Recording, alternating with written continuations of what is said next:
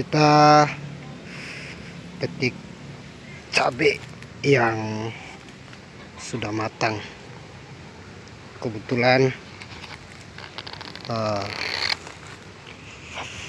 kebutuhan di dapur sudah habis, jadi kita petik cabai yang sudah matang. Nah, inilah kondisi cabai yang sudah matang, sudah bisa dipetik untuk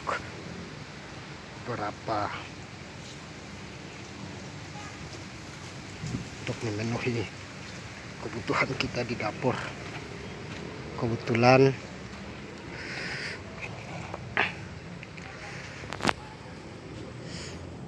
di dapur sudah habis ya untuk buat sambal.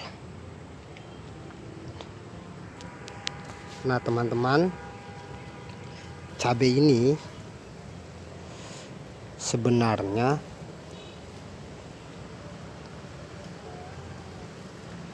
sudah tidak diberikan kompos susulan lagi, karena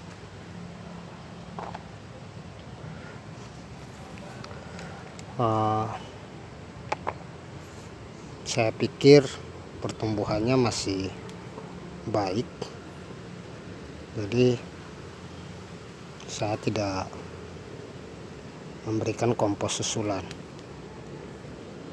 Padahal kompos itu sangat bermanfaat untuk tanaman, karena dia bisa memberikan tambahan nutrisi bagi tanah ya, bagi tanaman, untuk diserap oleh tanaman. Sudah sekitar 6 bulan belakangan ini untuk kompos yang harus saya berikan ke cabai ini, beberapa pohon cabai ini seharusnya sudah diberikan, cuman saya belum memberikannya. Persoalannya bukan karena saya tidak punya kompos. Ada sekitar 8 karung besar kompos, tapi karena cabai ini juga sudah berumur sekitar 1 tahun lebih, karena 1 tahun lebih lah, karena aku tanam aku tanam 2021 yang lalu.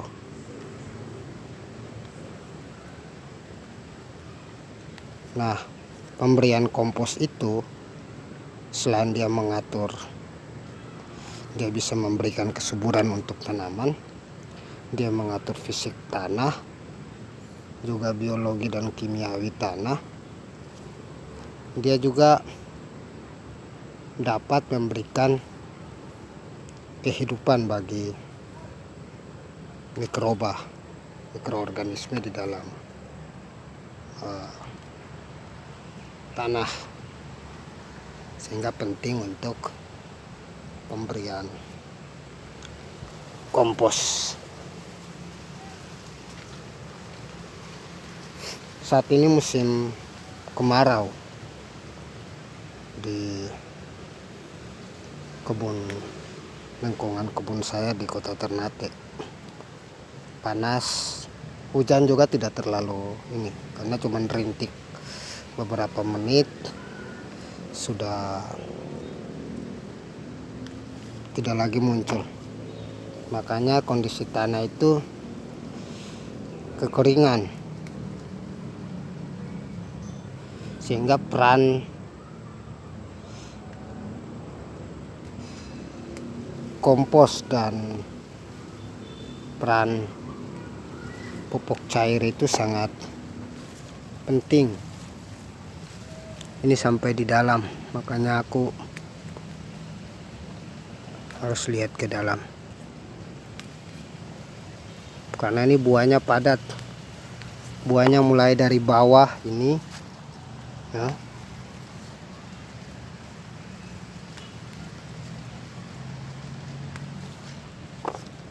sampai naik ke atas.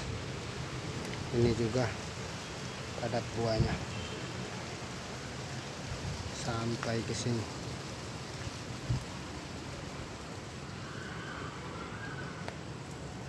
Nah, peran kompos dan POC itu sangat penting di musim panas kayak begini, karena tanah itu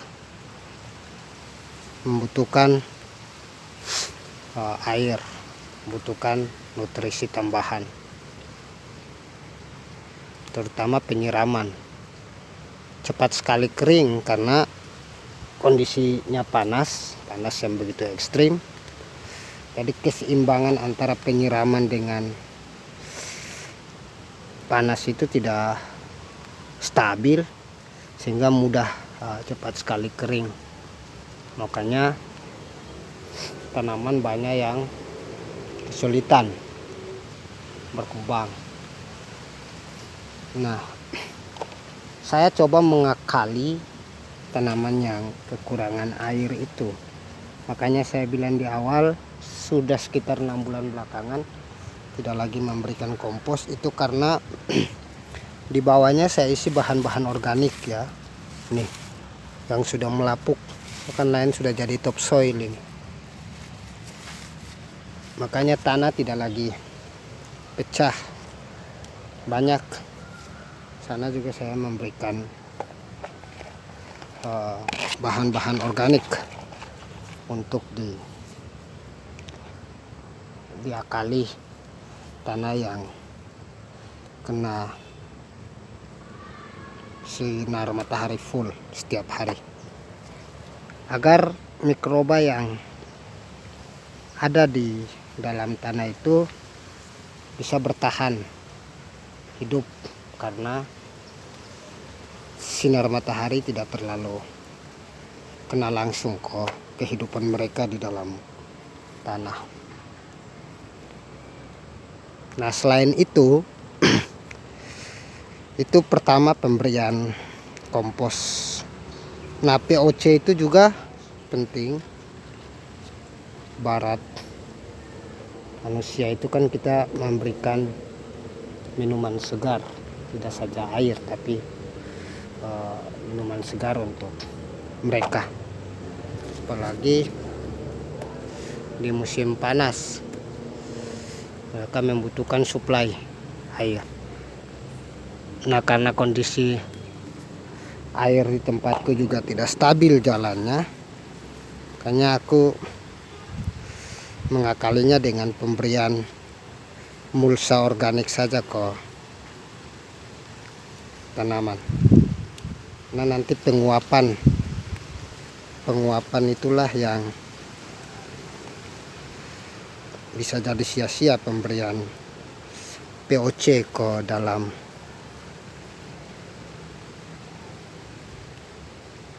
bedengan atau ke tanaman. Makanya coba kita akali dia dengan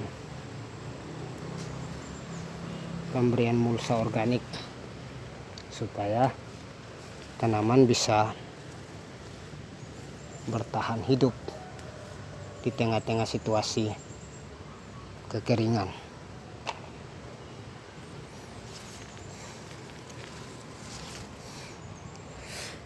Di sini memang kita agak sulit karena terlalu padat.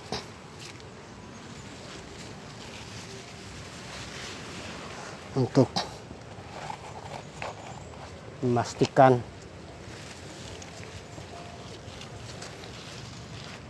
pengambilan ini cabai ini, karena buahnya yang matang di bagian bawah sebenarnya, bukan di bagian atas, di tengah dari. Nah, ini kalau sudah dipetik begini Kan kita petiknya sambil ini kan, buka pohonnya, kita goyang-goyang kan batangnya.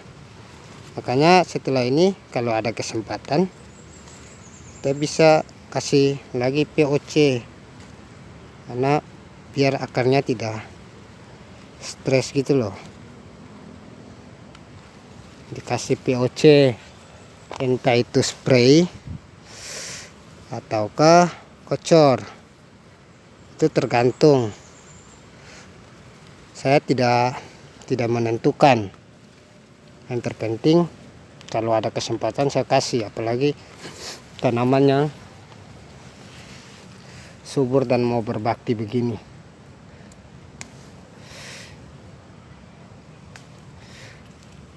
Ini yang terakhir ketika pemberian pupuk POC gabungan 4 bahan itu. Setelah itu saya sudah tidak lagi berikan, sudah sekitar 2 minggu ini tidak lagi saya berikan pupuk kompos ya. Nah, aku pikir 2 minggu yang lalu saya sudah kasih POC 4 bahan itu, dan dia bisa membantu pertumbuhan tanaman. Ini di bawahnya yang masak, jadi banyak sekali yang masak di bagian bawah. Jadi kita ambil saja di bagian bawah yang masak.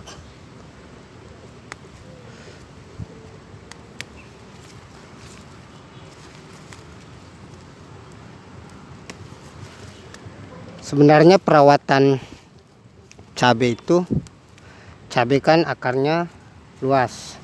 Selain luas, dia rakus terhadap nutrisi. Makanya pemberian nutrisi kepada cabai itu harus juga treatment, dilihatnya kapan cabai itu membutuhkan nutrisi. Kalau teman-teman memahami itu, memahami ilmu dan paham kebutuhan tanaman cabai, tahu tanaman apa saja, maka tidak mudah teman-teman itu kesulitan dalam perawatan cabai. Apalagi tanaman cabai ini sejak awal tanam sampai berbuah itu banyak sekali tantangan. Mulai dari akar sampai serangan penyakit ke daun, ke buah, banyak macam.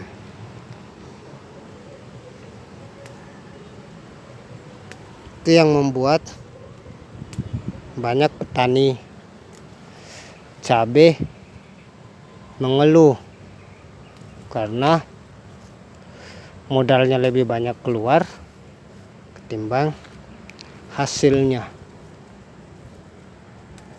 Saya sering kali bilang bahwa jangan dulu berkesimpulan macam-macam tentang teori itu, teori dalam penanaman cabai. Nah, tujuannya agar teman-teman bisa belajar mempraktekkan teori yang teman-teman miliki, atau secara langsung belajar dari pohon cabai yang teman-teman miliki. Karena kalau sudah ada kesimpulan macam-macam terhadap teori, misalnya dikasih ini, dikasih pupuk A, dikasih pupuk B, dikasih pupuk C, pokoknya ABC lah namanya, banyak, itu nanti cabai yang jadi masalah. Karena pemberiannya tidak sesuai dengan kebutuhan perakaran cabai. Makanya harus ada pelajaran, pemahaman dalam memahami cabai itu. Pelajaran pemahaman dalam memahami cabai itu tujuannya agar teman-teman bisa paham tentang kebutuhan cabai itu. Nah, sehingga teman-teman bisa berkesimpulan yang banyak soal kebutuhan-kebutuhan tanaman teman-teman. Oke, mungkin itu saja. Ini cukup ya, kita bisa mendapatkan segini sudah lumayan untuk kebutuhan dapur kita. Semoga penjelasan singkat ini bermanfaat buat teman-teman ya. Oke, sampai jumpa di video-video berikutnya.